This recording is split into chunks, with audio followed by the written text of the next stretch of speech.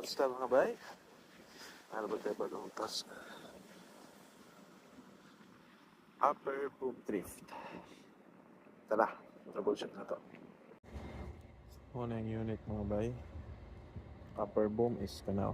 Kana muna yung upper boom. Nag-drift daw. So, troubleshoot na. Kinangalan mo na siya paluparot. Kaya ito sa bucket.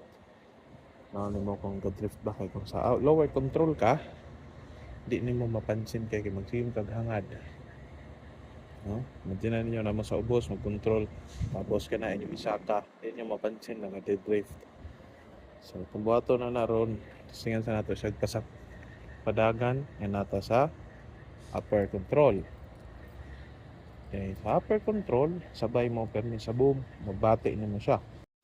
Pasensya mga bay, wala na taga video during troubleshooting no, pero ang problema ni diretso na to, ay lipod-lipod, counterbalance valve.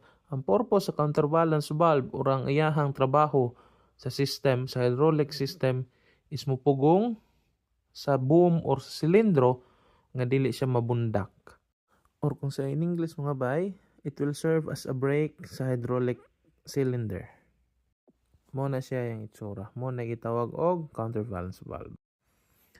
Kanang laing duha nga inyo makita mga bay mo na gitawag og flow control valve. Ang purpose niya na is mo control sa flow nga nagasulod o gawas sa inyohang silindro. Ug moupod na siya inyong adjust zone kung gusto mo nga mohinay or mopaspas ang lihok sa inyong silindro.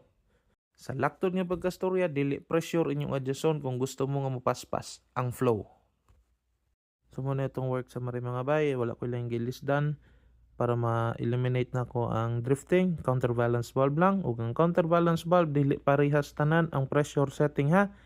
Basa mo og hydraulic diagram sa inyong ginatrabaho para mabal-an ninyo kung unsa inyong or pila inyong PSI setting na dapat i-set.